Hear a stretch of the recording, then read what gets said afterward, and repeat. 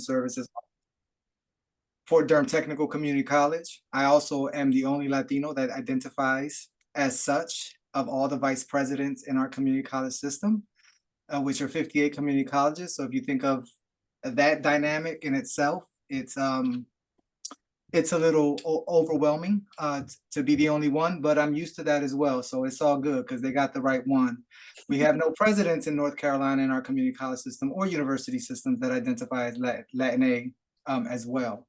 I also serve on the board of LatinxEd, happily so, to see the work that is happening. And yeah, I'm looking forward to this conversation and being able to further discuss the significance of eHSIs and HSIs. Awesome. Thank you, Abe. And let me pass it over to Yutzil. Buenas noches. Good evening, everyone. My name is Yutzil Hernandez. I am the Assistant Director of Transfer and Graduate Admissions at my wonderful alma mater, Salem College. My cultural roots are out of Mexico. Nací en el DF, soy chilanga.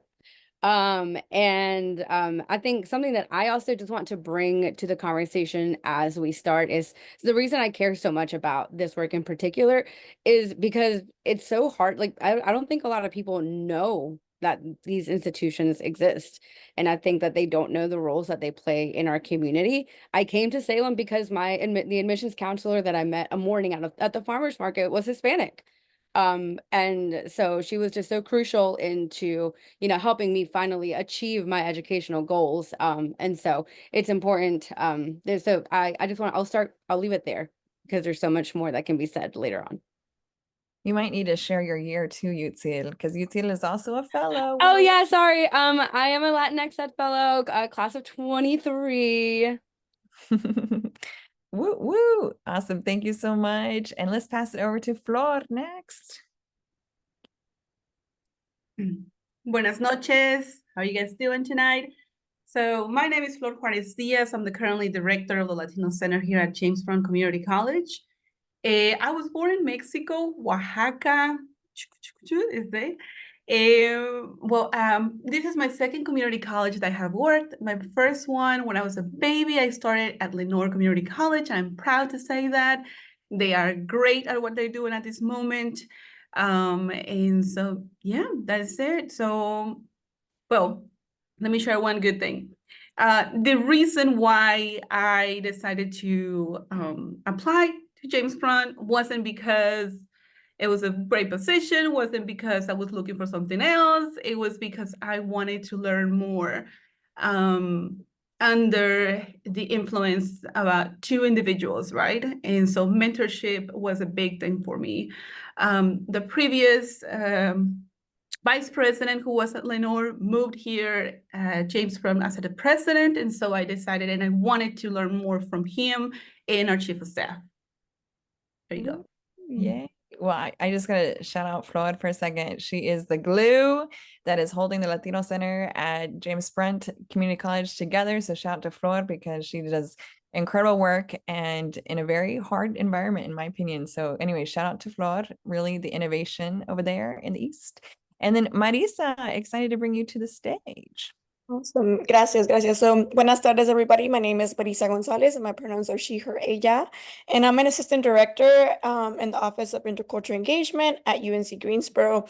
And I'm excited to be here for many different reasons, but especially because I was also a fellow. Is it 2019? Was that the first cohort? I can't believe it. 21. It feels like 19. Yes, it does feel like that. But yeah, since then I have been working with I used to be in like teaching and learning, and then I transitioned into admissions for Latino students, and then also doing Latin student engagement for our OIE office here at UNCG. So super excited to be here with you all tonight. My culture roots is San Luis Potosí, Mexico. Woo, woo, Mexico in the house. Did we get your culture roots, Abe and Yutzil? I feel like we might have missed it. I did not share, but I'm an extremely proud Puerto Rican. I just had to create a space for the Puerto Ricans. I appreciate that. We got some representation in the house. Okay. Well, thank you all for just sharing a little bit about who you are. And I think that will come out throughout these questions too. So Keep it coming. We loved hearing your stories. I think it really helps us contextualize this. But I do want to start off with this heavy hitter question here, thinking about your experience, just thinking and continuing. I think Abe started us off already, but around the impact and the significance of becoming, or in the process of, especially for the folks in this room, it's becoming an eHSI in North Carolina. But like, why is this important? Why is this historic? What are your thoughts? And if anybody's like ready to go, jump on in.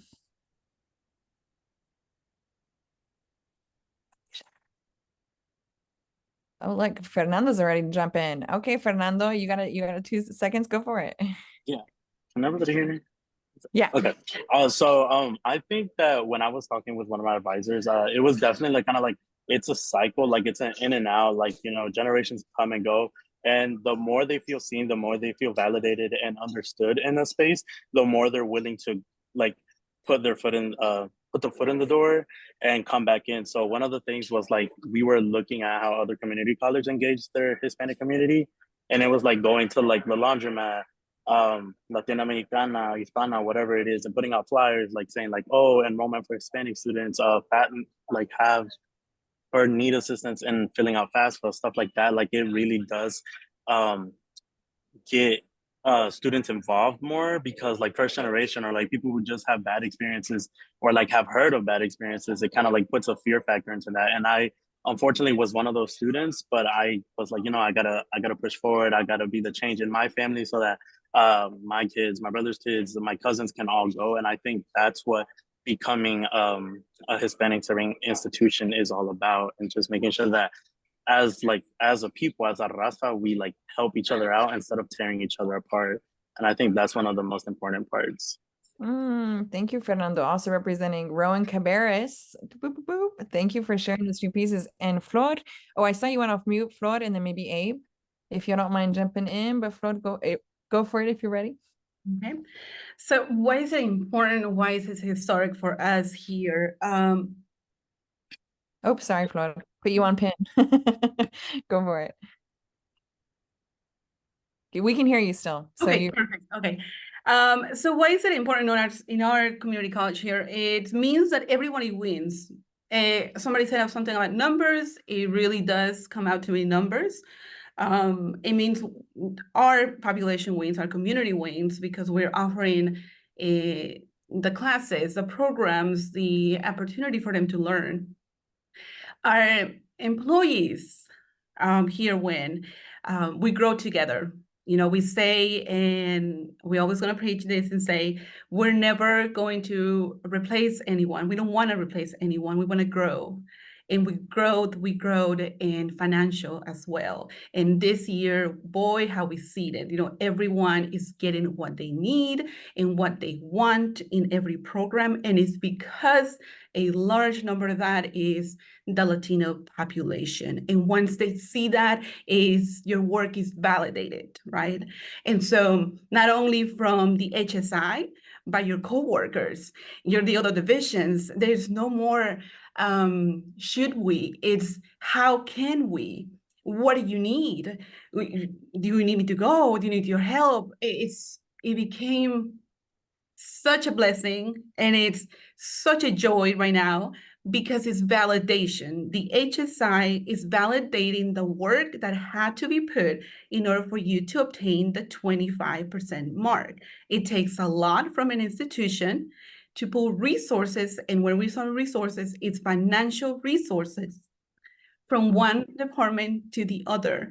And once you have that HSI, it means you have grown, but the entire community college has grown as well. Thank you for that, Flor. Just that point of like where this is contributing to the overall growth, which maybe comes back to what Abe was talking about in the beginning of like where we're seeing those levers of change. And ultimately, a lot of this does lead to workforce development, career advancement. Abe, I saw you went off mute. Did you want to jump in? Yeah, I'm going to take a little different twist. Okay, keep twisting. Flor added flowers. I'm going to talk about the thorns, because not everybody's happy that there's a focus and attention and a shift to Latinx students. Let's be real. We live in a red state. So in certain counties you go to, this work is very heavy. And I think where it becomes significant is in relation to institutions of higher education operating and serving students differently, because there's a different need for your Latinx population. Very different than your African-American, Black population, very different than your white population, very different than other populations. And the reason why I say that is because many of the students who identify as Latinx in our system many of them have mixed statuses or come with families that have mixed statuses. And so the significance here is advocating and pursuing legislation that meets the needs of our students, right? Right now, anybody who identifies as DACA, anybody who identifies as a non-resident is at a disadvantage because they pay out-of-state tuition. So the significance here is we have leverage now, we have opportunity for the conversation to be taken to a higher level. I think the significance and the impact as well is now we're in spaces, and Elaine, you can speak to this as executive director of LatinxEd, but now we're in spaces where we're talking to presidents of the North Carolina Community College system. But not only are we talking to them, they're sitting there and having conversation with us on how we can better serve these students. So they're trying to learn and adapt and evolve as well as institutions. So our ability to engage in conversation and our ability to influence how our systems are structured can be positively impacted as it relates to serving Latinx students. What becomes historic is not the designation of an HSI. What becomes historic is if you earn a grant from the Department of Education because you have that designation, and now you can bring millions of dollars into your school to better serve the Latinx student population. The other piece of that is not only are we expanding the opportunity for the community, but we're also expanding access at all different levels. Community colleges in particular have access to college and career promise, which is students who are dually enrolled in high school. So if we can get those students in earlier into our community colleges, that is free tuition. So it's very significant that we continue to move the pendulum on this identification and this designation, but it really has allowed us to leverage the conversation with not only educational institutions, but with legislature and with philanthropic organizations. John and Belk Endowment is a perfect example of where they're investing their money in, right? The Belk Center for Community College Leadership and Research is another entity that is really focused on the Latinx population at North Carolina State University. So we're getting the attention that we need to elevate the work at a different level and a presence that we've never had before. Mm-hmm. I'm going to pass it to you in a second. I just want to recap for us just what Abe is talking about, because Abe, you might have jumped to the second question, which is the challenges, but that is a-okay. I'll let you slide this one time. But it is real. Like when it comes to the last part around benefits that I heard, Abe, was just the opportunity to amplify the needs of Latina students. And for us in North Carolina, the Hispanic Serving Institution designation has given us a platform to have those conversations with institutional leaders around these benchmarks. And then a fun fact that Abe dropped is that if you do become an HSI, you're eligible to apply for federal grants. So that means more money, and those grants are earmarked for Latino student success efforts. Now, there's a little bit of complication there because it's still really competitive to even get that funding. So you're still in a really competitive pool. So there's challenges there, but I just want to thank you, Abe, for lifting those pieces up. And as I pass it to Yutzil, then Marisa, and we might go back to Flor, because I feel like, Flor, you got some things to add on this one too, but wanting to invite you to talk about the significance, the impact, and also maybe the challenges and the opportunities that you're seeing at your institution. So Yutzil, go for it. Yeah, so thinking about this particular prompt, so like and I think it's important for me to like also just talk about like my role at my space, how I take up space at Salem. So like I went there as a student, and for those of you who don't know me and who don't know my story, I graduated from high school in 2010, and I was undocumented at the time, didn't really know what was going to happen because there just wasn't a network of success back then. That was like 14 years ago. And then back in like 2020, I think, yeah, 2020, in the middle of the pandemic, that's when I finally learned about Salem College, and that through a private institution, students, you know, who had DACA or undocumented, et cetera, could finally achieve higher education. And so once I graduated, you know, and I got hired by the college, one of the first questions that I asked myself when I stepped into this role is like, how can I make sure that people who might be in my similar situation, how can I make sure that they know that, you know, this resource is here? But then further, how do we also make this a space that's kind of like a safe haven for, you know, for girls who come out of high school? So, you know, we're a women's college. And so the significance of becoming an HSI for us is a little bit twofold, you know, just because first of all, we are, I think if I am not mistaken, I think we have the highest percentage of Hispanic student enrollment for four-year institutions. So we could be the first four-year institution. And for me personally, the fact that we're a women's college makes it even that much more special. Just, you know, to see so many like just brilliant, you know, Hispanic Latina girls getting educated. But then I think so, you know, as an institution, that would be wonderful. We are going into our 253rd year. We're a historic institution. And so just to, you know, be on the pathway to this distinction just shows that, you know, institutions like ours, yeah, they stand the test of time, but they also evolve to the needs of the community. And so I think that that's something that's really significant and historic about us potentially, you know, reaching that threshold, hopefully in like the very near future. And then I think also as I, you know, doing the work that I do in this role, it's like, how can I also build partnerships with like community colleges to make sure that, you know, we build that pipeline, you know, to kind of demystify what it means to go to a private institution, you know, like a lot of times, you know, students hear private and they automatically dismiss, you know, the possibility of going there because they think it's going to be really expensive.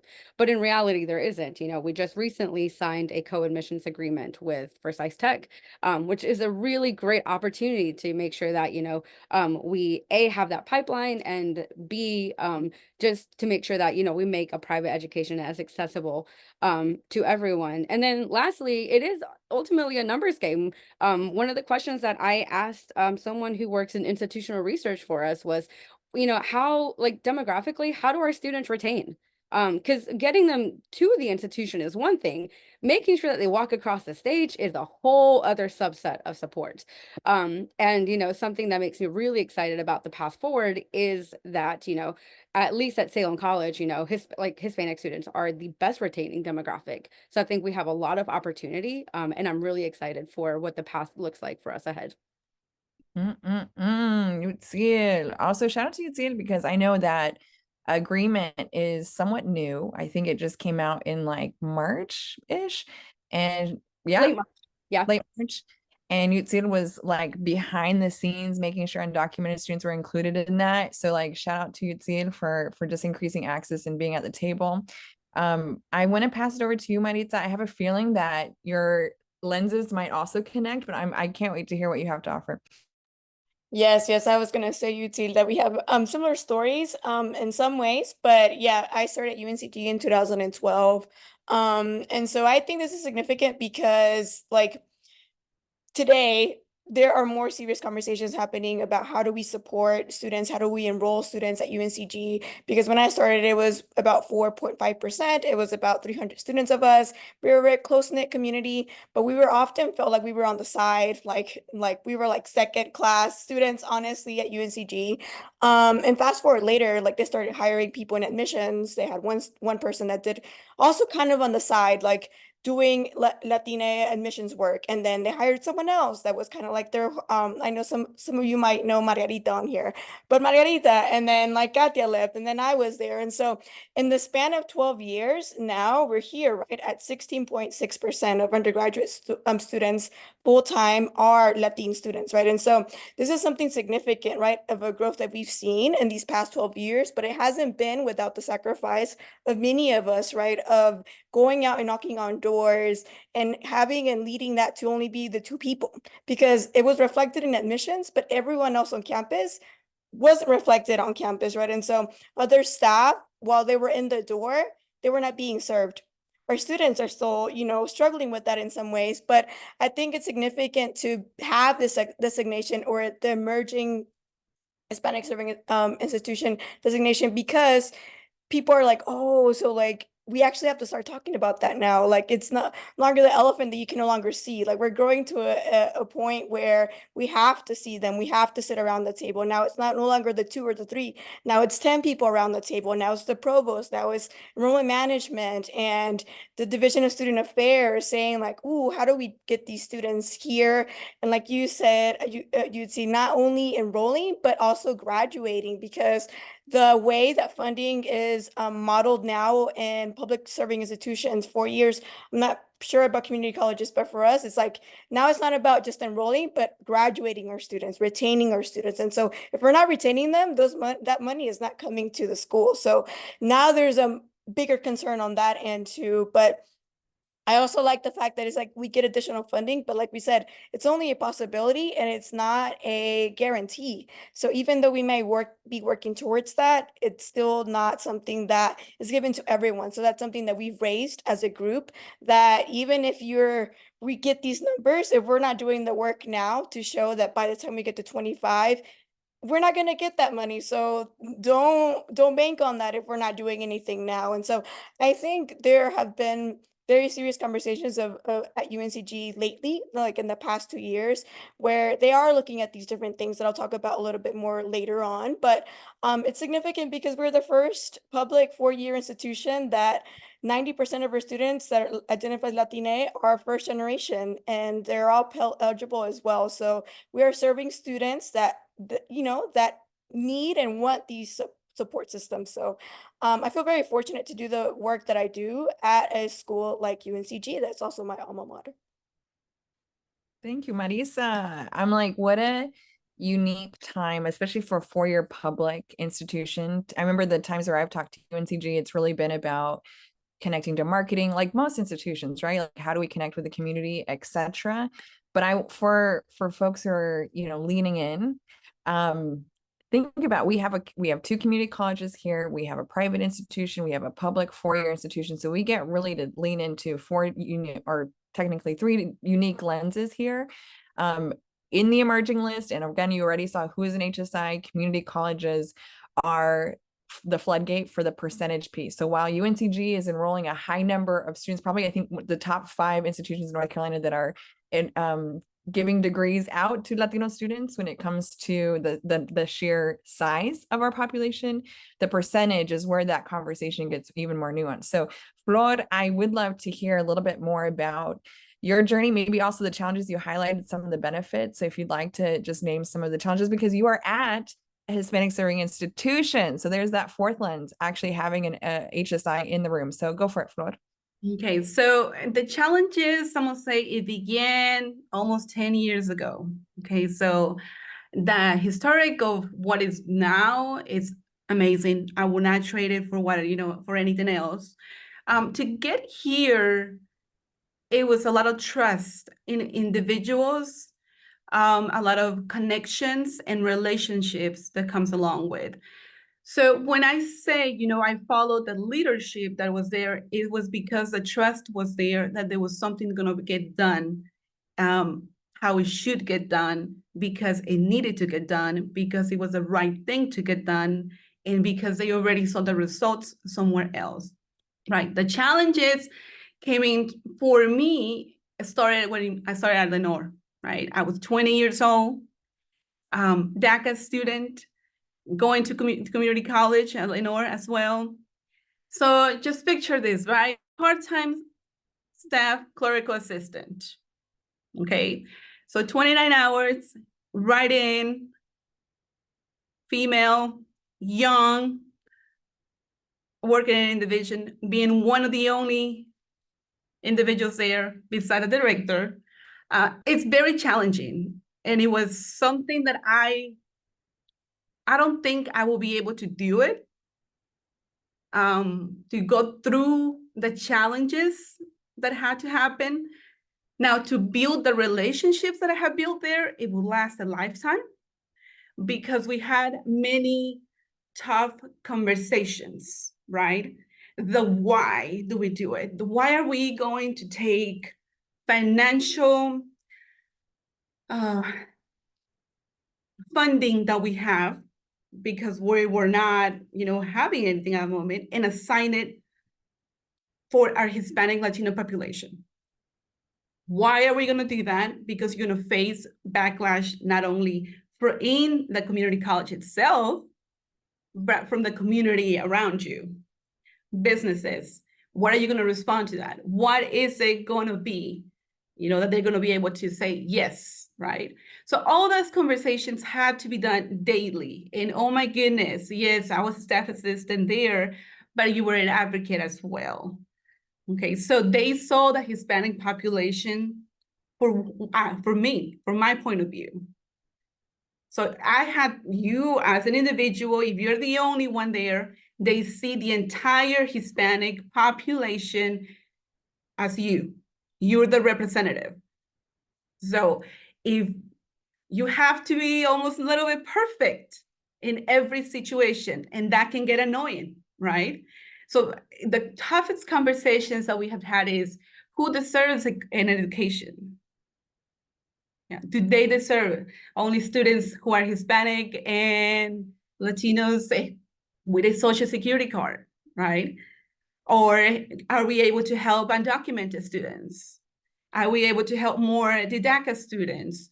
No, this program or this student deserves more of the financial assistance here instead of investing it here, right? But what we asked was for a dream to grow, a dream to be the first one. And that did came true with the Latino Center there, which is still standing, and they're doing a fantastic job, right? Almost 5 years later, an opportunity came. But trust me when I will say this, I would have not moved from that community college to this one if it wasn't for the relationships that I knew that I have formed that will be able to take care of what we wanted to bring here, right?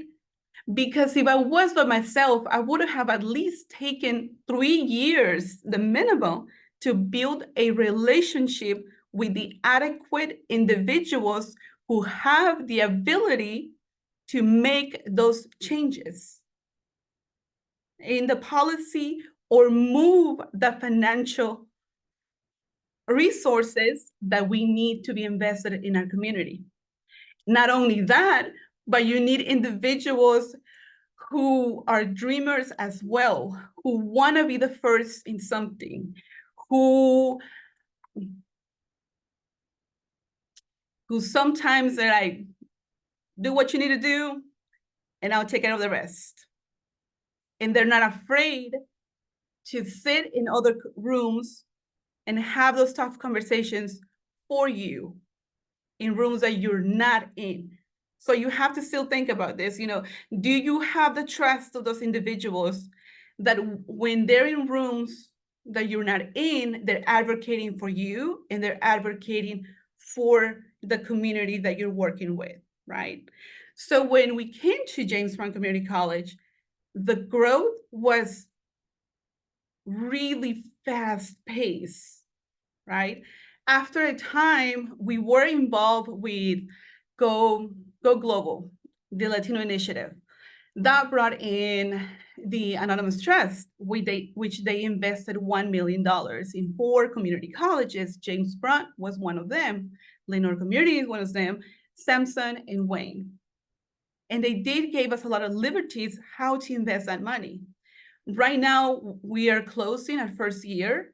And as of today, we have 209 students who have financially benefited from scholarship monies, whether they are US citizens, DACA students, TPS, undocumented students, English-speaking students, Spanish-speaking students too, in any form, right?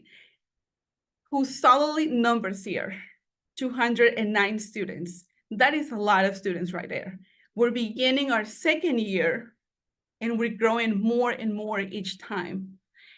We have also received assistance, monetarily assistance from the John Belk Endowment. We have other investments as well from other companies and businesses. Our community is getting more involved. Our local businesses are investing in our students. we have something on our sleeves, but I'm not able to reveal it right now. But when do you see that you have made it something solid in an institution is when you get your own budget codes, right? So that's when you know it's real.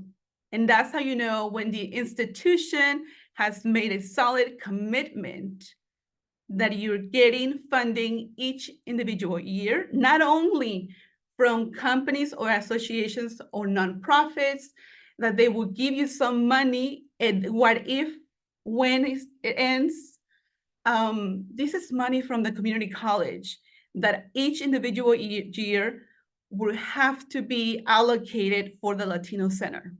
There has to be. There's money for your office supplies. There's money for your travel, for registrations.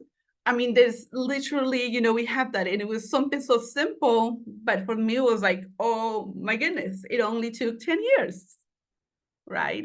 It only took 10 years to have allocation money. Where does this money come from, right? This comes from the same community college. So any FD, any students that we have registered in those individual programs, whether it's continuing education or curriculum, they generate some FTEs. FTEs translate to money. That money, it comes at one point and then it gets distributed. This ensures that this money will have to get distributed a portion to the Latino Center, specifically to those Latino students. Whether we have money outside coming in or not, we have financial stability where we can also fund the recruiter, the Latino director, staff assistants, a workforce development coordinator. We have a for anything right now. So when I said, you know, we're enjoying having our needs met, but also having what we want, it only took 10 years, right? And that's sounds easier than what it is, but we're very happy. Flor, you hit so many pieces here. I'm like, we heard, is it in the budget? Do you have a budget? You know, just that piece and nuance of like where this work goes, moves, how it moves. I also heard the critical nature of leadership. Like, do you have support from the folks who are perhaps making those decisions, aka like the senior leaders, the president, the folks who are really steering the ship? I also heard how long this work takes to really get off the ground in a perhaps a sustainable way. So I just appreciate you putting that into context. This is like and plus for folks who've been in this work, you know, it takes decades to really move needles in big ways. So I really appreciate you naming those, which also are challenges, but I see you also kind of bringing the full circle that it's still moving. And I think that's probably one of the most hope-inducing parts of this is to still see possibilities, right? And just through those relationships. I'm fellows, I'm just getting y'all ready. Okay, I need to know your questions. I need to know what you want to know. So get ready. I'm going to turn the mic over to y'all. I'm going to ask one more question, and then open it up for fellow questions as well. And maybe Abe, you can start us off on this one. Maybe I'll give you like a twofold one. I think there is an opportunity to talk more about what y'all's respective institutions are doing. And Flor got to mention a few pieces that we can kind of start to see. We'll have to circle back to you, Flor, because I'd love to hear more about the Latino Center.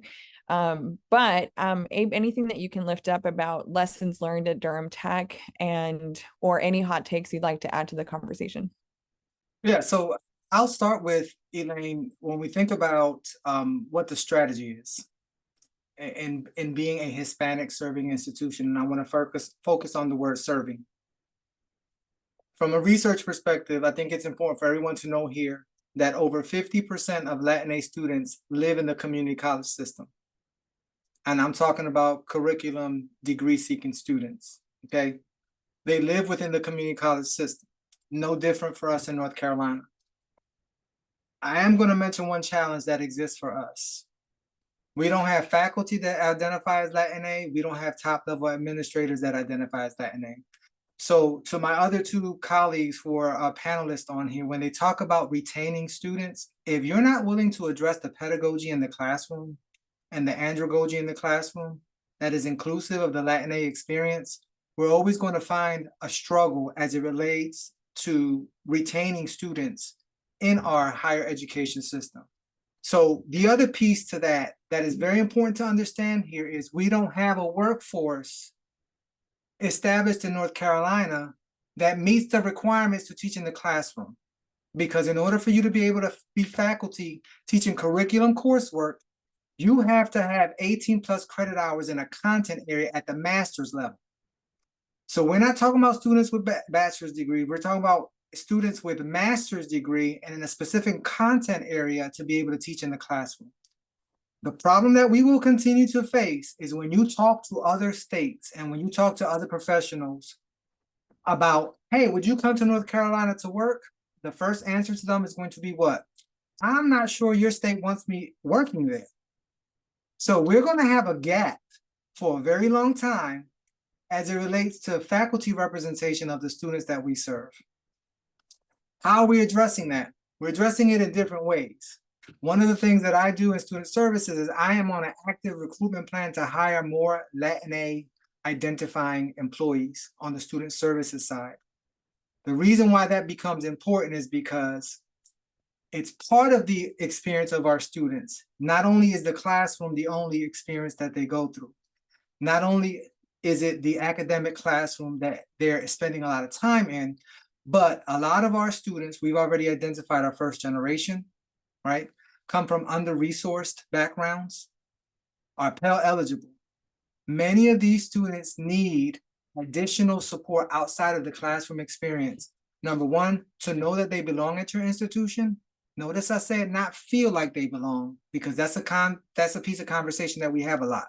Oh, we need to make them feel like they belong here. No, you need to let them know that they belong here, that you are rightfully in the right place to ensure that you are part of this experience, right? What we're doing at Durham Tech, or what we're learning, is that if we can have intentional conversations about this, if I can challenge the faculty on what they're doing in the classroom, if I can bring them into spaces where they're learning more about the student experience and trying to understand what that feels like, then maybe there's some impetus in maybe creating a different type of curriculum that meets the needs of all students. I'm not saying that we need to be focusing on just Latin students. When we create environments of learning that are more diverse, you create more dynamic individuals, preparing them for the workforce. And tell me any company that doesn't want a cross-cultural competent individual, and I'll have to acknowledge that none exist. They all want competent students. So if we're going to move the work, then we need to make sure that the academic experiences of our students are at the forefront. I think the other ways that Durham Tech has began to address how do we better serve this student is you need to start looking at your data. You need to start understanding your data. You need to understand the students and the community that you serve. So, because many times in this conversation, we're thinking of that 12th grader who's going to post-secondary education. We have adult learners who can transition and become part of our institutions as well. So what are we doing to make sure that we're offering classes that are convenient for working families or working individuals? What are we doing to ensure that we have allocated resources to provide additional funds that when life gets in the way for our students, that we have targeted funding supports regardless of status to ensure that we're able to meet that need, so then that individual can focus on the academics versus focusing on what's going on in their life. So those are just the few of the strategies. The other piece is this has to become ingrained in your systems. I read an article today, unfortunately, from about UNC Charlotte. They closed 3 of their DEI offices. And we need to be very careful in this state, because we have individuals who work for specific centers and have specific roles related to diversity, equity, inclusion, where they're being demoted, where they're being transitioned, right? And I'm talking about the public sector. For those of you who are in the private systems, you have a different level of operation. But those of us in the public sector, you know, we have some uphill battles to face when it comes to how we better serve students. And so it's going to be up to us to be creative and innovative on how we address the needs of the Latinx community. Louis, ironically, the first person that identified as a Latino male in front of the classroom was a guest lecturer in my doctoral program. And I will share this because I don't have a problem. I'm not that machismo. I cried during my class when he presented and he identified himself. Let me be very specific. He was a Puerto Rican male. So for me, I just didn't have the words to describe that feeling. So I can't imagine if we filled our classrooms with educators that identify like our students, that they're not going to have to add additional context of trying to make somebody understand who they are in that learning environment. Go off, Abe. Woo. There's so many gems there.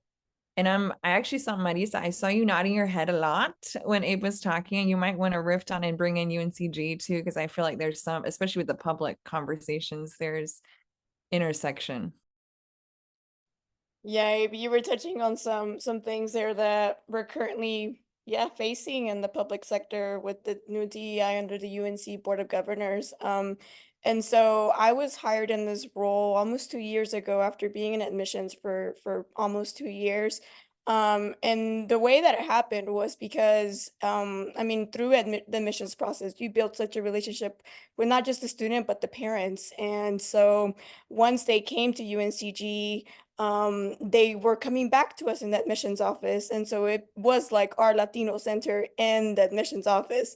And so other admissions counselors and other people in admissions were always questioning. They're like, why are y'all with current students? That's not your job. What are you doing? And it just was a constant pressure that we had to keep meeting with students that, you know, were prospective students, but students that were coming back to us with questions because they didn't find other people across campus that they could identify with. And so because of this big pressure, we talked to the enrollment vice chancellor, and she talked to student affairs and to other divisions. They're like, yeah, they can't keep coming back here. As much as we want them to come, they can't. And so that's why they were able to move me then to student affairs to kind of open a Latino center of sorts. We don't have a physical space by no means because we don't have any funding. So Flor, whenever you were dropping, we have funding, that's when you made it. That gives me hope because we don't have funding. How we operate right now is through a virtual Latino center. So it's called Herencia because of the community culture wealth model that I absolutely love. And to know that their Herencia is their biggest wealth, you know, that they carry with them at all times. And so that's very centered into our mission. But we operate using Instagram, using Facebook, you know, and so that's how we get knowledge and information across to them, resources that they may need for them to be successful, connecting them with professors or different people on campus. And so that's work that we've been doing from the ground, you know, right now. And so I think it's super awesome to see how students have been able to connect and build community and find a space where they feel seen and heard. But sometimes I am really sad because sometimes they're like, I go somewhere else on campus, it's not the same story, you know? And so I know that there's been other efforts on campus, like in the past 2 years, they have made UNCG Chance a institutional. So now we have funding forever and ever, where in the past it was like a maybe next year, maybe not. We just hired 2 people in financial aid that speak Spanish, that are bilingual, that are Latinas, 2 people in student success, 2 people, we hired someone else in admissions. So now there's 3 admissions counselors that also speak Spanish. And so I feel like UNCG is looking at different areas where there's the most support needed for our students, but it's still not across the board. And it still is when there's a big question, or where even a small question, they're like, that's Marisa's problem, or that's, you know, that their problem, not our problem. And so I think still embracing that we are this eHSI for everyone on campus is still something that we continue to have a conversation around. But now with the new legislation, as Abe was saying, the conversations are kind of stalled. The conversations are being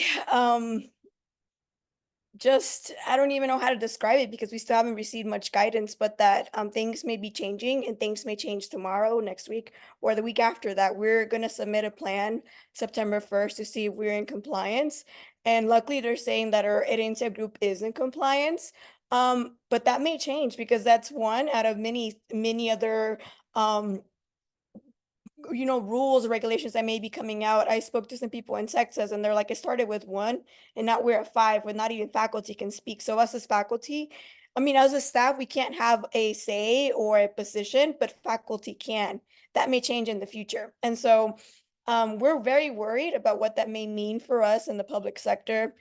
Because right now we can do the work, but it doesn't mean tomorrow we still can, and so to see the disappointment sometimes in the student eyes when they have heard the news too, they're like, so what does that mean for us now? I'm like, for right now, we are okay. Tomorrow, quién sabe, and so it's for me still a reminder that we're still in this uphill battle, right? That we're still fighting the fight that I don't know why we're still fighting, if we're now with this larger percentage of students on campus. And so I love what I do and I would hate to lose my job, to be quite honest, because of all these new things that are happening. And so um just remaining hopeful, esperanza is what keeps us alive and what keeps us pushing forward when times are very difficult right now.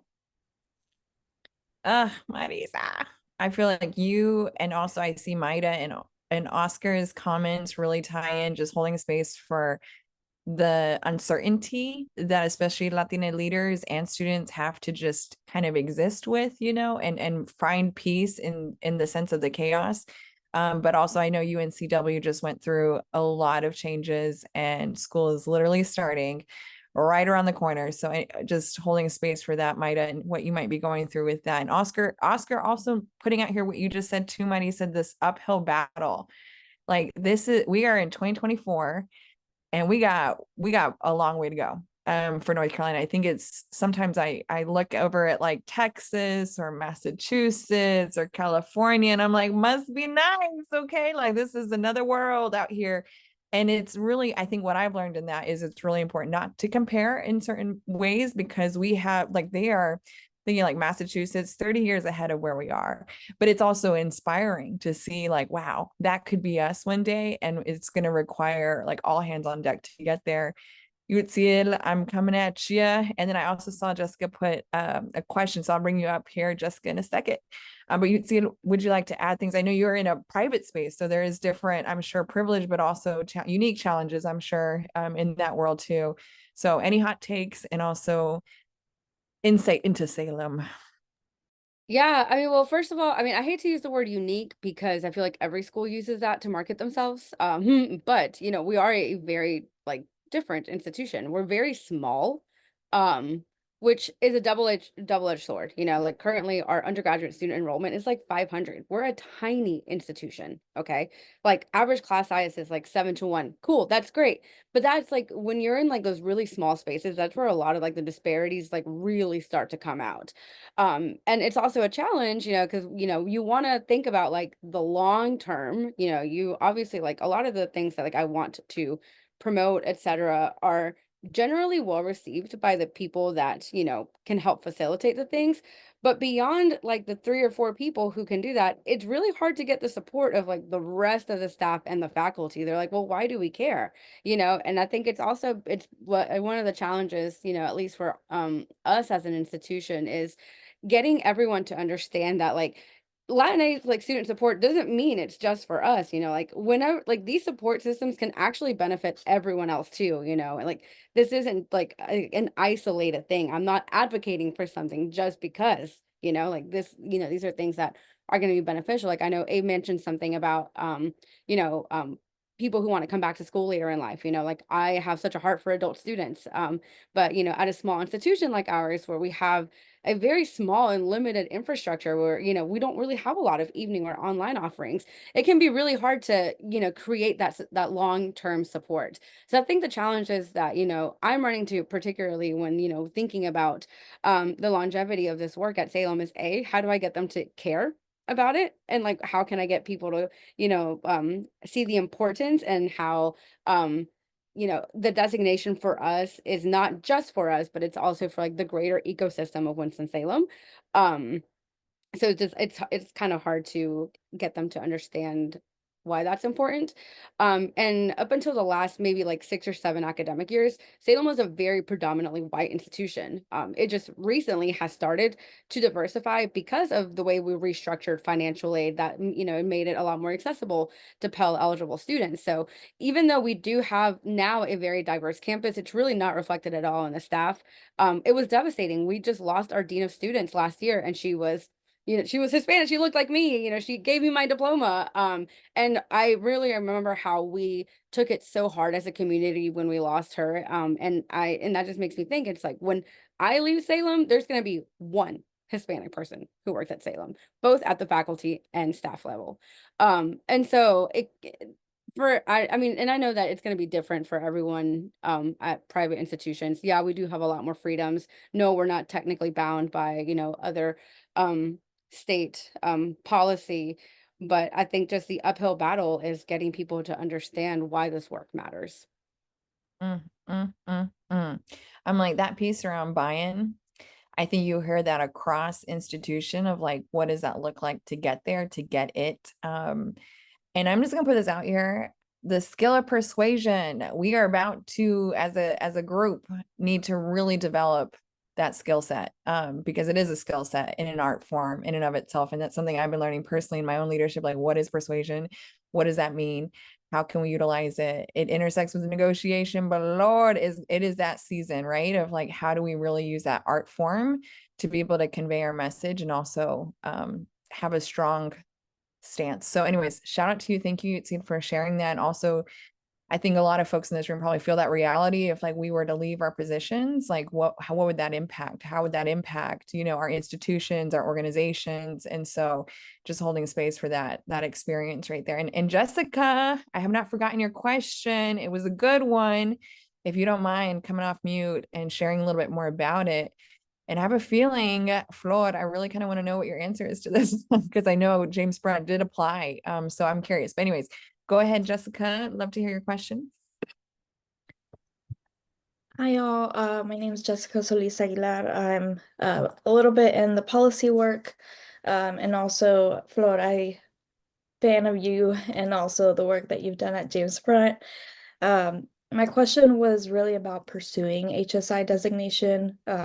I used to work somewhere where we were looking at the percentages of our community colleges specifically, and we have a lot of them that are really at the cusp of either an emerging HSI or an HSI where they could qualify, but we know that it's not clear cut to qualify for designation. So I was wondering if for James Brunt to get there, if you and those that are like Abe, anyone else that's like working towards that, if you have lessons learned or best practices, or not even how do we get there, how do we begin to start the process, how do we get leaders to have a stepping stone, a foundation, so that it's not as difficult once we start pursuing that.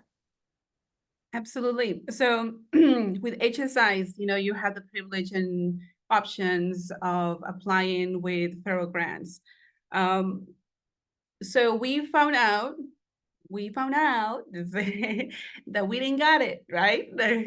But we learned a lot in this time. So we knew there was a very small chance that we were going to be able to get this assistance. We applied for a $3 million grant. Once looking at the whole spectrum, it was only universities who had previously, you know, obtained it. Now working in a grant, it was my first time, right, assisting, because there was someone else taking charge of this. In this case, it was our chief of staff, which is my immediate supervisor. And she, at the beginning, thought, you know, we don't have enough to justify the $3 million, right? But we did. You know, we had everything. We were able to. We were HSIs, the second one in North Carolina, the first community college to apply, the only community college to send an application. We had a solid background. We had data. We were having results. And we had a solid future to look forward, right? And why we were wanting to do it. We had the support not only from our community, but from different organizations, closer nonprofits, legal, government locals. So they all wrote letters, and it was just fantastic and great, but we didn't get it. You know, why didn't we get it? And the reason why it came out is, and she said it very closely, is that you need to have more friends. You need to have more friends because it makes a little difference to send an email to a friend, an acquaintance, and wait for an answer in a conversation as to, oh, let me call her. It's a little bit different in that area. So we have those connections, those friendships, locally and statewide here in North Carolina. We're working on making our connections and relationships and trust strong enough with individuals who are national, here from the whole United States, politically, because that's where it moves, right? With individuals who are able to see the other side of the curtain without seeing the other side or telling you that they're seeing the other side of the curtain. That's what it is, okay? Who you know, it is extremely important. That is just how it is. You know, who you know, it is extremely important. How you allocate your time, because we only have 24 hours and you should be at least sleeping 8 hours a day, right? At least, say, do we? Not so much. But how you allocate that time in making friendships and making relationships is what is going to be the only thing that is going to set you apart. And say, hey, just to let you know, FYI, you know, we apply for this, right? So all those things. Now, that comes true. It is reflected towards the time that when we apply for the grant that we have now here with Anonymous Trust. The only way that it got there, it is because of the data, but it's because of the relationships that they were built.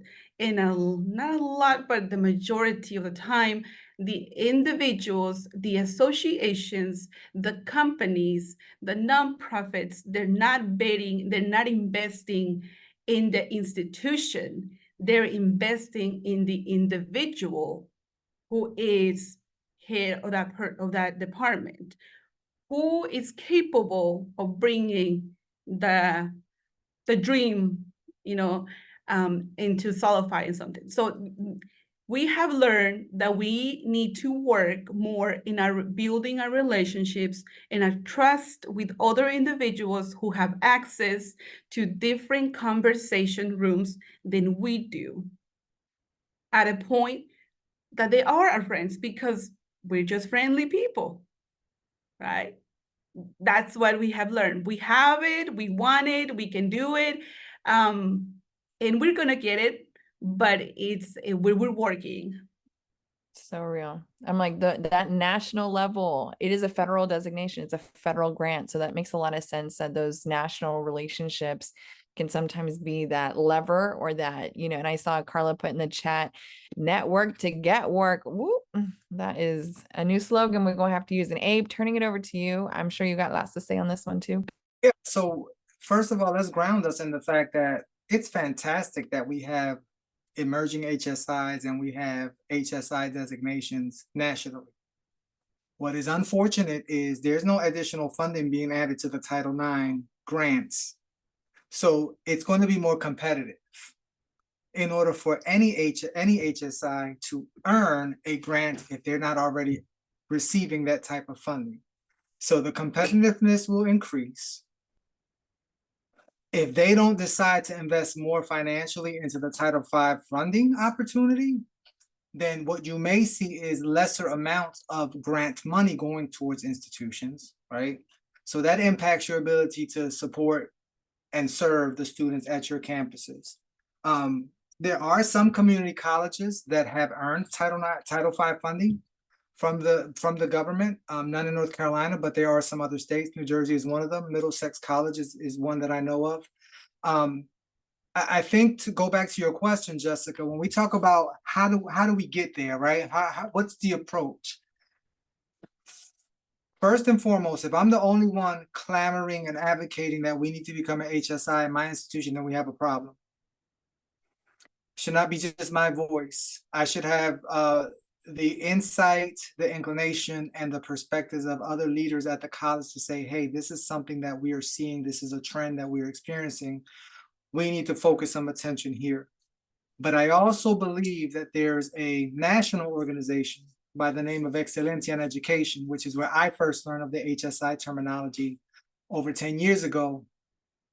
Actually over 15 years ago when I first got to North Carolina from Philadelphia, where they have not only invested resources and research into this work, but they have promising practices of what institutions should be doing and focusing on in order for you to evolve and grow how you best serve students. But not only that, they have a network of colleges that have earned the seal of Excelencia, where they're providing examples of what that type of work entailed and what they've done. So for any institution, that, to me, that is the first source of research and one that we should be contacting and connecting with.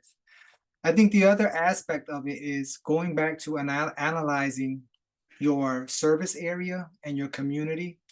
What are the patterns of migration in your community? What are the designations of that community? We all know that if students in K through 12 are identifying more and more as Latin A and they're growing, they're not coming by themselves, they're coming with family. So how, as institutions, are we positioning ourselves to serve the entire family? And this is a little different. This is where I say the community colleges outpace any four-year university, and I'll challenge anybody on any day on that. Because at community colleges, we're positioned to serve the entire family. And what I mean by that is we offer career and college readiness, which is basic skills, individuals who are trying to earn some type of high school credential. We offer continuing education to upskill and offer employees, industry partners, and companies professional development and training for their workers to equip them with advanced learning and skills to better them and advance in their careers at those companies. And then we offer opportunities for curriculum, where we either offer associates in applied science degrees, diplomas, and certificates, or we offer university transfer pathways.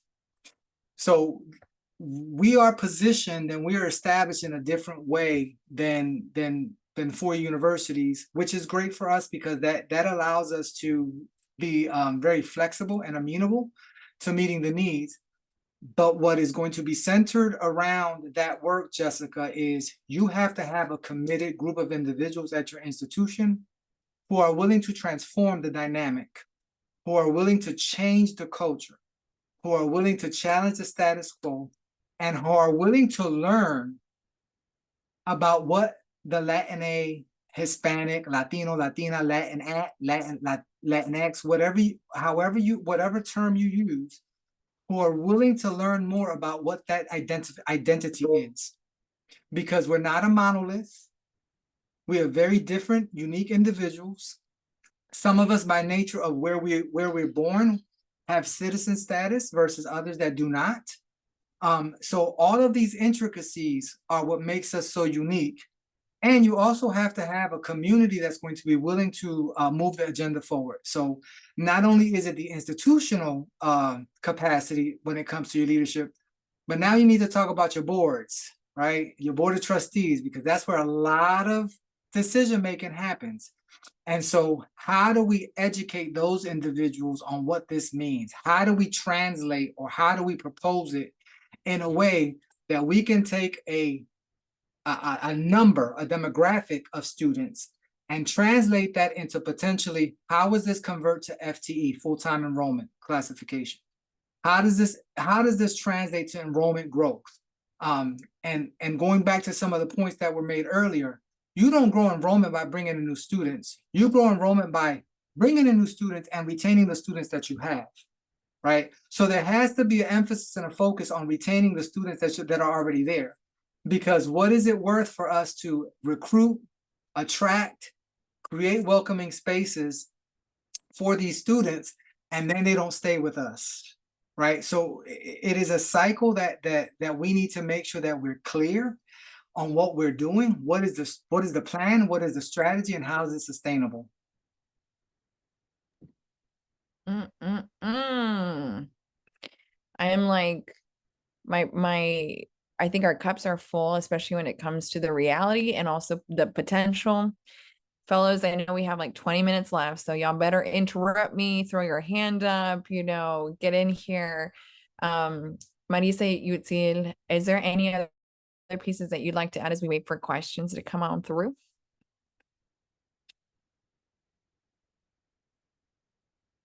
I just wanted to add another resource that it was tremendous this past summer for us to, that also gives me lots of hope of doing this groundwork, is that in our orientation, which is called SOAR for UNCG, it is now bilingual. We have hired interpreters that are there 24/7 with parents, so that parents are able to understand what's being said, because that was one of the biggest feedback that we received. And though this was costly, the university was like, we got to do what we got to do to make this happen for our families and for our parents, because they cannot keep leaving UNCG without knowing how much they're going to pay and how well their students are going to be on campus. And so that gives us so much just hope. Honestly, it just made me so hopeful over the summer, because I don't know who else is doing this in North Carolina, but for us to be doing this right now, our families just are thrilled to be able to understand and have these different spaces where they also get to meet us, and talk to us and be like, ay regañan al hijo if like si esto que el otro, So like just those things that we're able to connect with parents to that level, just makes my heart always so like heart like jump, because it's so great to see them feel like they're leaving their kids in great hands.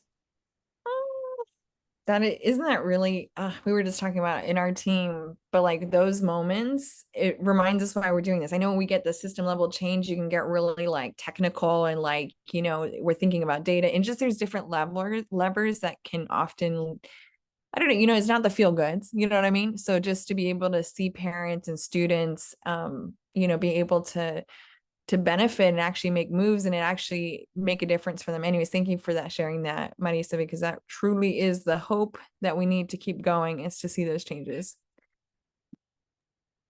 I think like the last very short thing that I do want to add, because like going back to like just being hopeful about the future, because it is really hard to kind of feel defeated pretty easily in these spaces, especially when you like don't have the support that you wish that you had. Is I think a question that's really important for any organization to ask itself is like, if I didn't exist, would anyone even notice? Um, and the way that I think, the what makes me feel hopeful about the role that Salem will eventually take on and continue to take on in this community is that the students themselves are the ones who are like, thank you for, like advocating for us who are already here, for talking to our families, for answering my parents' phone calls, even though I might not even like I might not even be their counselor, but they'll be like, thank you for answering my parents' phone calls. And so it is just those tiny things and I just want to say, Flor, thank you so much for just putting into context that this is it's a long time. Like it's going to take a long time for, many of us to get here. And I think it's really important for us to know, because it can feel defeating to be maybe 5 years down the road from now and be like, what's going on? Like, I'm not seeing any movement. But just like anything else, this work is going to take time. But I think the students themselves realize just how important it is to have those kinds of supports. And so whether I am there or whether I am not there, I do feel hopeful about what Salem will offer in the future. Amen to that. Thank you, Yutzil. I also see a question in the chat. Thank you, Melissa. I'm going to actually ask you to ask your question. I also want to add a little caveat that some folks know or do not know about the HSI designation, they're only counting undergraduate students. So they're not counting graduate students. And that's another, like, I would say another advocacy area. You know what I mean? Like, I'm like, when we're talking about who gets to count towards an HSI, there's definitely areas there. It's not perfect. It's not a perfect designation. The way that the eligibility works, there's a lot of room for growth. So we're not dealing with a perfect designation here, but I also do think that it is interesting to think about doctoral connections. So anyways, Melissa, if you don't mind hopping on the mic. Thanks, Elaine. Hi, everyone. I don't think that I was completely aware of that. I just know, and I guess this is a totally personal question, but right now I'm in search of a doctoral program and have been specifically looking at HBCUs, HSIs, and things of that nature. But what I find is like there are less options, particularly virtual online options for someone who also has to work full time. And so I was just wondering if anyone who is on the panel or otherwise has information that you could speak specifically to doctoral programs offered in HSIs, even though Elaine said it's not really kind of connected, but anyone has anything to offer or ideas, like, would definitely love to hear. And I should clarify, Melissa, it doesn't mean that HSI doesn't necessarily have doctoral degrees. They might have doctoral degrees. It just depends on whether, well, like they're not being counted toward their designation. So I need to clarify that. So like UNCG, for example, they're on their way to becoming an HSI. Also do offer doctoral programs. Also, like, shout out to some of UNCG's doctoral programs. I feel like I've had friends who've had really good experiences through that. So quick follow-up question for you, Melissa, before I turn it over to the doctors in the room. But is there a specific focus that you're pursuing or curious about? Is it education leadership, or is it something in that realm? So something related to education, maybe social justice, but I don't know that I want to do educational leadership perhaps, but something like related to the education field for sure. Nice. All right. So let me jump in. Going back to what Elaine had alluded to, if you're looking for an HSI to pursue your doctoral degree, you're probably going to have to go to an online program like in Texas or California or some of those other states that have established Research One universities that have doctoral programs. That's typically where you would find them at. What I would encourage and challenge everybody to think about is, if you are considering pursuing a doctoral degree, the doctoral degree is just a process. So if you want to get a doctoral degree in educational leadership or educational pedagogy, that doctoral degree will open doors that typically would not become available to you, because you're going to be looked at and you're going to be analyzed and reviewed differently. What I would encourage you to do is, I would not focus on the HSI. I would more focus on the curriculum, what it's designed to do, and also look at the resources beyond your completion of your degree. Like, what is that institution doing to further their graduates? Where are they going? Are they going into faculty roles? Are they going into leadership roles at nonprofit organizations? Like, those are the types of questions that you really want to ask doctoral programs, because it's one thing to earn the degree. It's then, how do I take this degree that I've just worked, excuse my language, my ass off for, and now use it to my advantage where I'm trying to go. I think the other piece for you is to figure out where you are trying to go, to make sure that whatever you pursue aligns with that long-term goal. So I think there's some specific questions that you want to ask yourself, but I think there's opportunity for you to engage with doctoral recruitment advisors that can answer specifics to kind of giving you that feedback. They're going to be open to having conversations with you. I will tell y'all, I worked at a 4-year public university. I worked at a 4-year private university. I have found my place in the community college system because of the students that we serve and the demographic of students that we serve. So I have no intentions of going back to any 4-year whatsoever. But that's my path and that's my passion, right? I would challenge you to find what is your passion and where you're trying to go, and allow that to lead and drive your work, because it is challenging, but it is very much doable for every single individual on this call.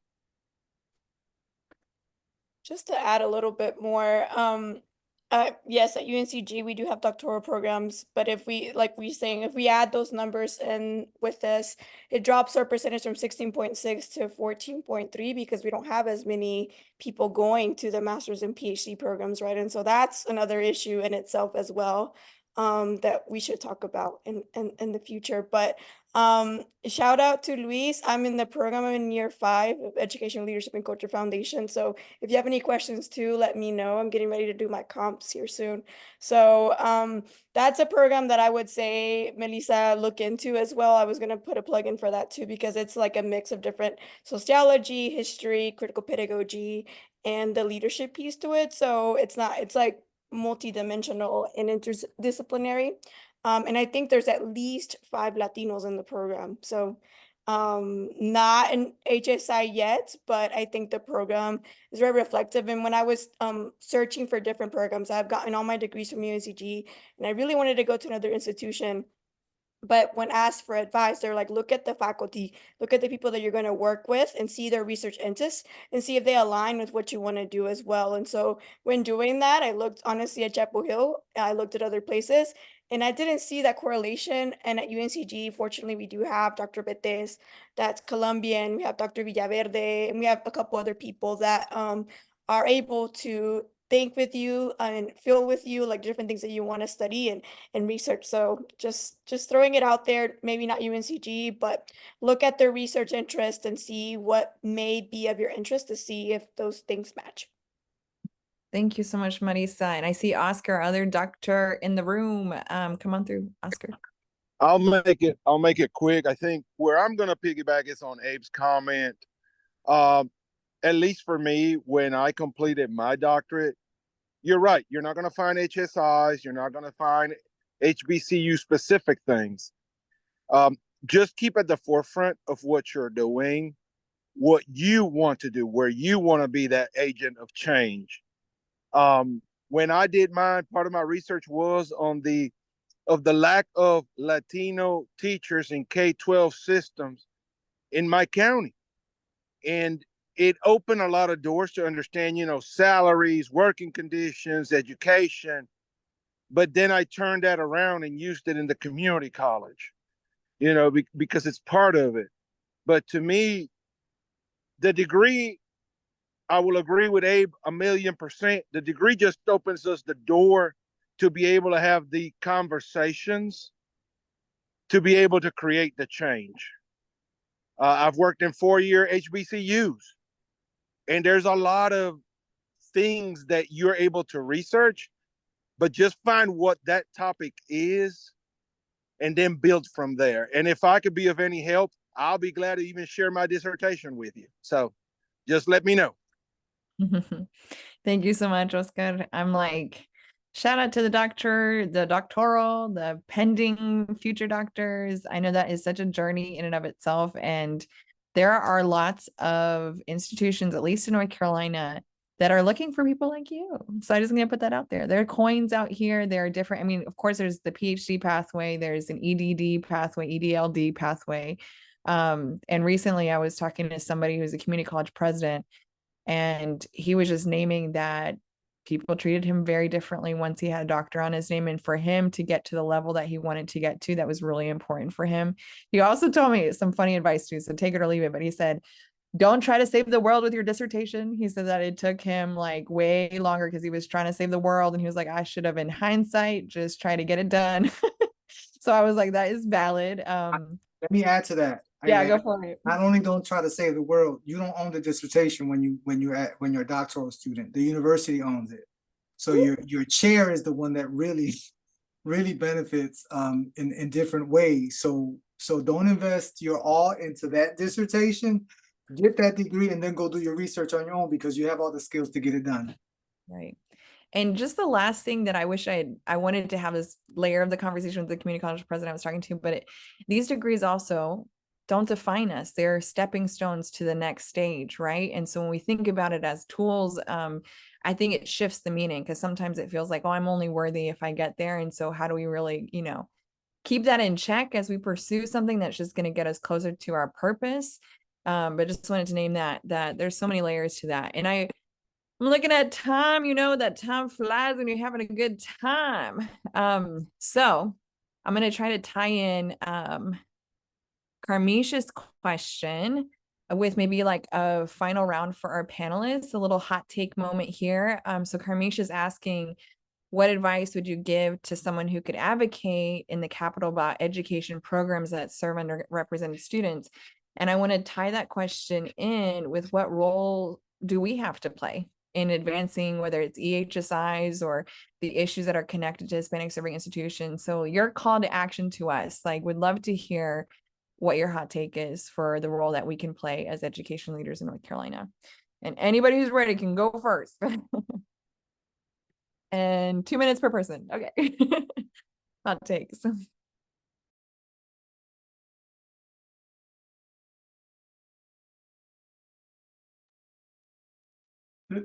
Well, let me jump in. The call to action is to continue doing what you're doing. Even in this space, right? We're educating each other on what HSIs are. It's not a prolific conversation that is happening. So number one, I appreciate the space to even have this conversation, but also to continue furthering the work about the development of leadership within our state is critical. We need to ensure that we have the Melissa Perez's in doctoral programs, that for those of you who have your baccalaureate degrees, that you're looking into master's programs, because you don't have to become a full-time faculty, but if you have a master's degree, you can become faculty and teach some content. And so we need to make sure that we are affirming, supporting, lifting up those of us who are furthering the work that needs to happen. And it's not a competition. It's not that James Sprunt is doing a better job of doing something. They have a different foundation than other colleges and universities. But how do we come together? How do I lean on Flor for her level of experience and her journey that she has traversed? How do I lean on now Marisa and her work at UNCG, right? How do I make sure that I have the connected tissue for students who are coming to me at Durham Tech to say, hey, I want to go to UNCG. I've heard some great things about it. Oh, you know what? I got the great person I need you to connect to, right? So we need to continue to strategically be working with one another, not only to empower one another, but to make sure that the network continues to grow and develop and get stronger and more fortified. That is the only way that we're going to overcome the challenges that present themselves as it relates to what our state legislature would like to see, which is eliminate all DEI work. At the end of the day, if you work at a community college, you do DEI work every day. So they could take the name out of it, but they're not going to change the principle of the work that I do, because students that are coming through our doors, because we're open access institutions, many of them are not prepared or equipped. And what we do is we try to make sure that we're making the avenue and being the conduit to their success academically. Mm-hmm. Thank you, Abe. Okay, I'm just gonna go rapid fire. Yutzil, you're up next. Yeah, I think if there's anything that I could add to that, because I think the one thing that I was thinking about when advocating, particularly, like from like a policy standpoint, it's like I think often in our communities there is this idea of like a scarcity mindset, that there's only like enough for like this amount of institutions to get the thing. But I think the best way for us to move forward and to advocate for like the community as a whole is to like Abe said, to work, as a network and to, build on each other and to support each other, but B, to also really succinctly highlight how different, we also can be. And so that, whenever our communities are supported, it's done in a very nuanced way. I think whenever people talk about policy, it can turn into a very blanket, like one size fits all solution for everything. And that's really not the case. And so I think that's something that's really important for us to convey as a community, is that all of our needs are very different. We might all identify within one umbrella, but the way that we need the support is going to look different from institution to institution. So if we're going to talk about policy, that's going to be the way that I think we should probably advocate for that. Thank you, Marisa, and then we'll wrap up with Flor. Yes, I think it's just to remind ourselves that we all have power. Each one of us in this space, in this Zoom little room has power, you know, and so I think that's something that I've tried to remind myself as like I'm growing as a leader on campus. I mean, I was shy, I'm still shy, but like knowing that even though in that shyness or in like teniendo miedo, like you still can make change happen. I know that we say change comes from the top, but it can also come from the bottom, you know, and a lot of grassroots organizations have done so much incredible work. And so I've definitely seen that happen at UNCG, where like it started with us, a small little group that had the passion and the vision for making this happen for our students. Not necessarily the support from up top, but like once they saw what we were seeing and how it benefited them, then it became now a bigger conversation. And so remembering that we all have power and that we all can make change in the areas that we are doing and however we want to do it as well. So inviting one colleague, two or three, as I was saying, it's the way to get us started to moving the needle even more. Thank you, Marisa. And Flor, bring us home. All right, let's say, well, each individual, whether you are locally, statewide, or nationally advocating for our community, you are us. You know, they see me through you. So the first thing that I would suggest would be you. You know, love your culture. Speak your Spanish when you're supposed to, right? Or where you're supposed to. Eat your food. It's tremendously. Be you, show them our culture to you. And then through our community college is the way that I go is there's 58 community colleges around North Carolina. There's a reason why there's 58. It's because, you know, supposed to be around 30 something miles within each other apart.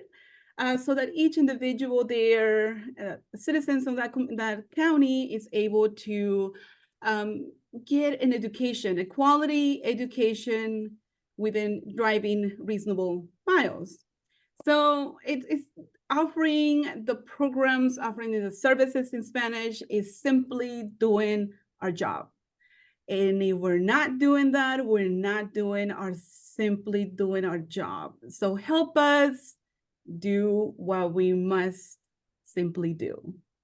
And as much as we want, and you know that part, as much as we want to see it in, I'm in a place right now where it has been 10 years, where we have seen it's historic, and sometimes I struggle with that concept as well.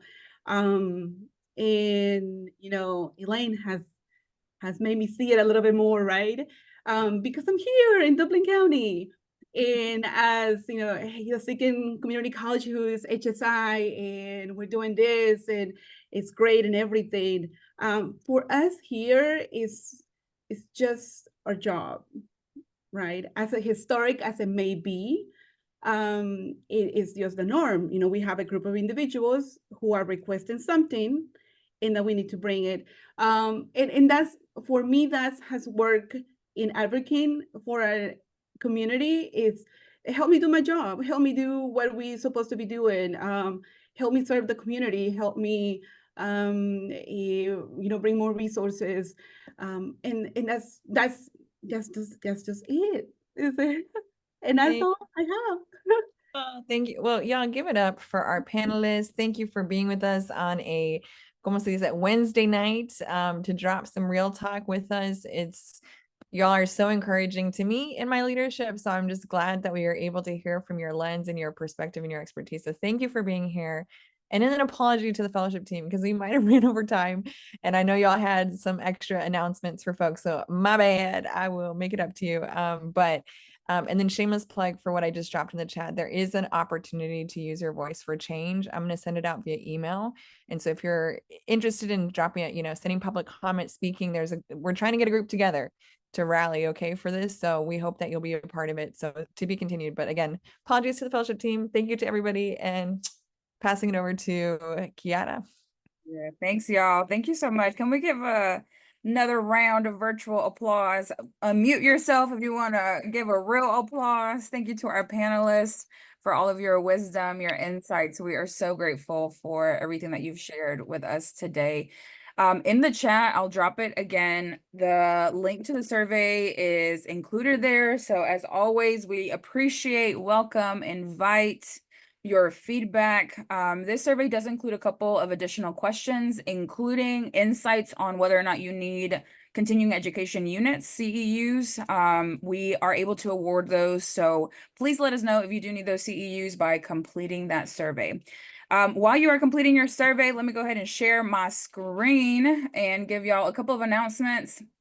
I know y'all know what time it is. Y'all are probably like, what time is it? Okay, well, sharing the wrong screen.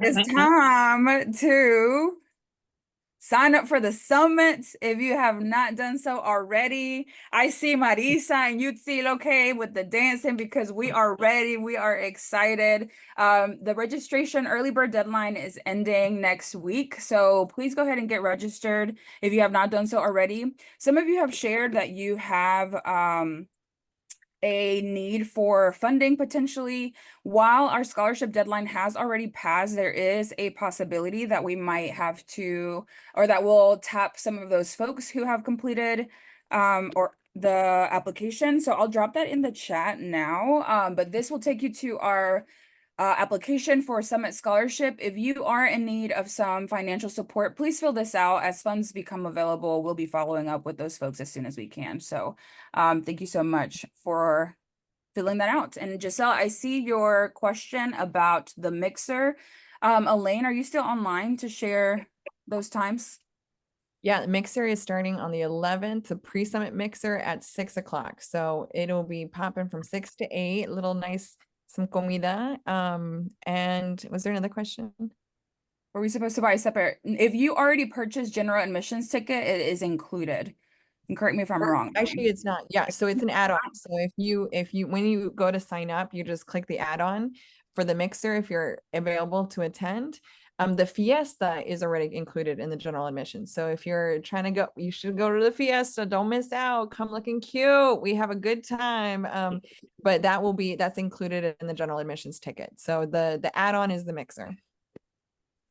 And you can bring family to the fiesta if you'd like. You can buy just fiesta only tickets. This is the first year we're offering that. So if that's something that you have folks who can't, or maybe you can't go to the whole summit, but you're interested in the fiesta, it's worth it.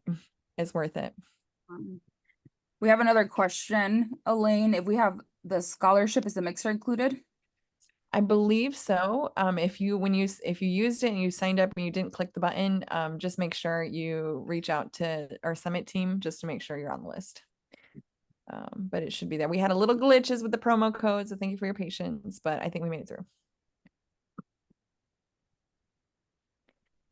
Yay. Are we supposed to buy a separate? Okay, I think we got the questions, right? I think so. Yeah, please feel free to drop or come off mute if you have any other questions about Summit. You got the experts here. Like, we do have to take a photo before we run away, just like naming that. So Yeah.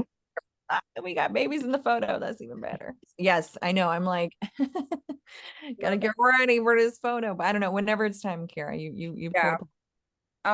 Folks, as y'all are filling out the survey, I'm like, let me pull it up so I can see how many we're getting in. But we can go ahead and take that picture so that as folks complete the survey, we can go ahead and start dismissing. So si se quieren peinar, you know, do what you need to do to look good while you come on camera. This is the time. This is the moment. Let me go ahead and. Can my dog be in the photo? Oh my God, inviten a todos. Anybody. Yay! Yes, please bring the pets, bring the children. Bring the family. I'm like, let me invite my sister in here. She will not change my mind. Okay. All right. Y'all ready? Okay. Pose for the camera. I got to do at least 2 takes. So, una, dos, tres. Lovely. Okay. Second round. If you're off camera, you still got time. Okay. Una, dos, tres. Yay.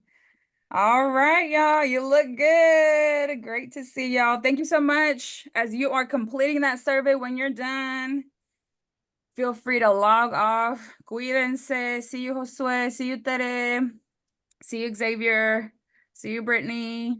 I'm like, anybody who waves, I will wave back and I will call your name. See you, Leticia. Cuídense.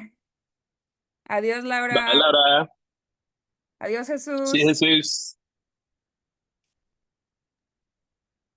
Kiana, I have a question. Yes. So on the slide that had the information about the summit, it said graduation was November 2nd. Was that for the statewide pathway? Yeah, that's for statewide. Y'all's is still August 31st. I was like, whoo, I'm gonna procrastinate even longer. Oh my God. Nah, oh my gosh. Don't do We it. work the Don't same do it. way. Oh yeah, but don't do it. I'm not, I'm not. You are glowing. Okay, Costa Rica was good to you. I came back like 3 shades darker. I love it. All right, y'all have a good night. Good to Bye. see See you you. soon.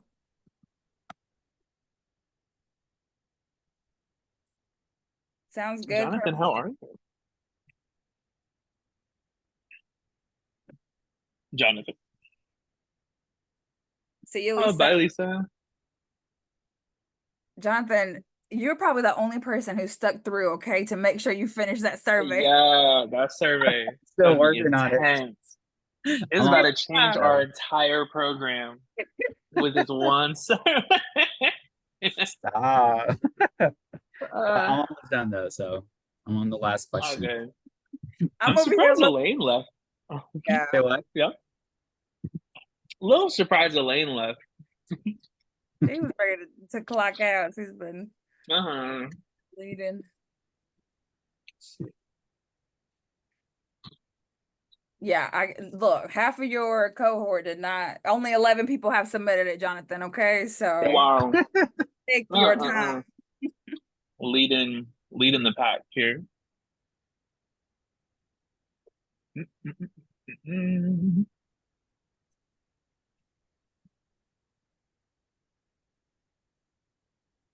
Oh, I'm gonna stop the recording. Thanks, Brian.